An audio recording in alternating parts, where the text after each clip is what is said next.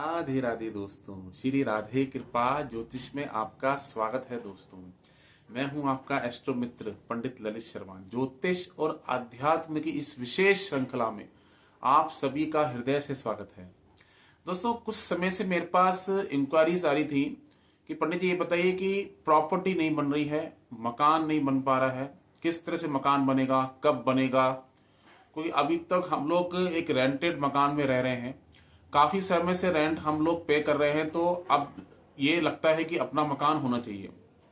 देखिए दोस्तों, जब आपका जन्म होता है तो आपकी कुछ इच्छाएं होती है, कुछ डिजायर्स होती हैं, उसमें बड़ी इच्छाएं होती हैं, वो होती है खुद का मकान।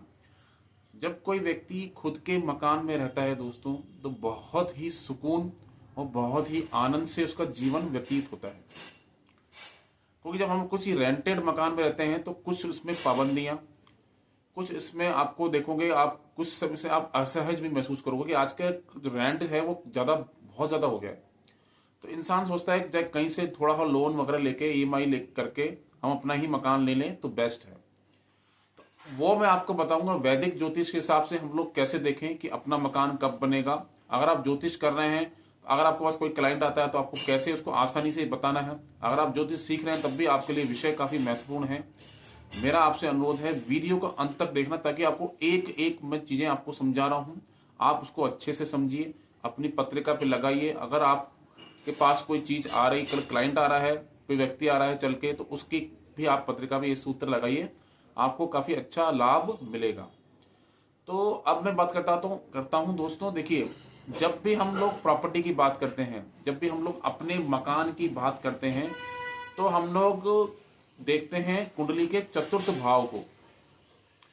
चतुर्थ भाव से हम लोग अपने मकान का, अपने हाउस का, जिस हाउस में हमको रहना है, अपनी प्रॉपर्टी जो हम परचेज करने वाले हैं, उसका हम लोग चतुर्थ भाव से विचार करते हैं। और आपको देखना कैसे है वो मैं आपको बता रहा हूं। 3 ग्रह आपको देखने हैं, जिसमें है मंगल। पहला आपको मंगल को देखना है। कोई भी लगन आपका उदय हो रहा है, कोई भी लगन कोई भी आपके लगन में राशि उदय हो रही है, पर आपको मंगल को देखना है। शुक्र को देखना है, क्योंकि शुक्र आपका घर की सुंदरता को दिखाता है। मंगल जो है वो आपका लैंड है, प्रॉपर्टी। और आपको शनि को देखना है। शनि आपका स्ट्रक्चर है, मकान का जो स्ट्रक्चर होता है, ठीक है, ढांचा, वो शनि है।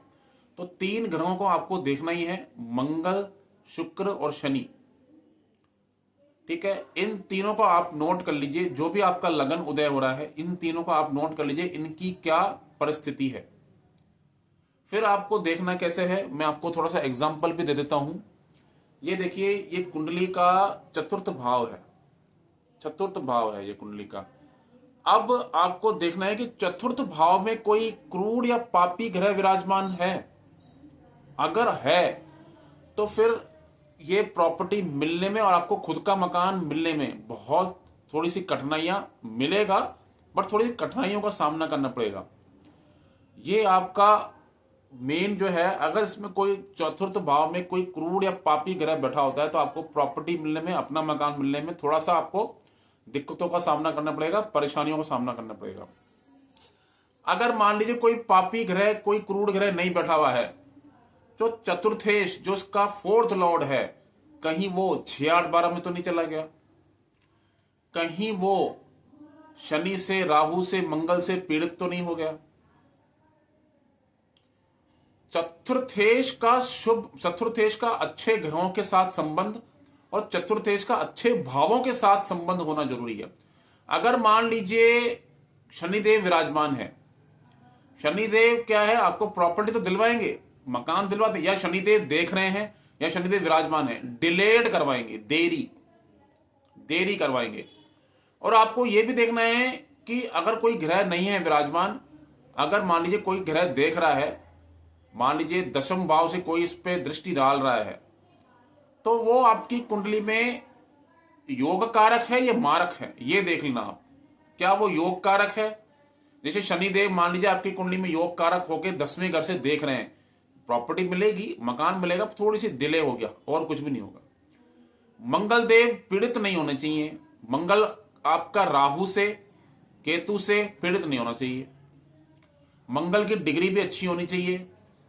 मंगल 6-8-12 में नहीं होना चाहिए। शुक्र आपका अच्छा होना चाहिए, ठीक है, पीड़ित नहीं होना चाहिए। मंगल और शुक्र पीड़ित नहीं होना चाहिए। फोर्थ लॉर्ड आपका इफ्लिक्शन में नहीं होना चाहिए। फोर्थ लॉर्ड ज्यादा पीड़ित नहीं होना चाहिए। फोर्थ हाउस, मान लीजिए अगर शनि देख भी रहे हैं, साथ में उसको बृहस्पति भी देख ले, तो थोड़ा सा देरी होगी पर आपकी प्रॉपर्टी, आपका मकान बनेगा।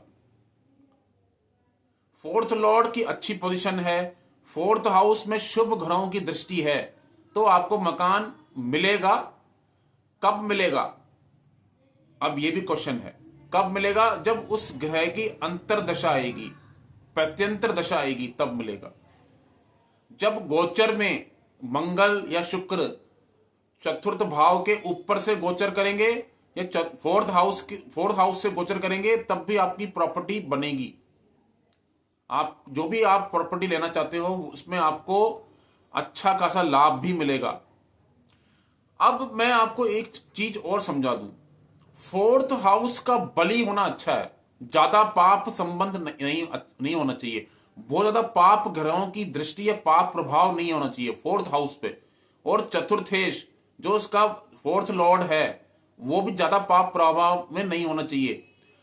अगर मान लीजिए मंगल को शनि देख रहे हैं, मंगल को शनि देख रहे हैं, तो भी आपकी प्रॉपर्टी बन जाएगी।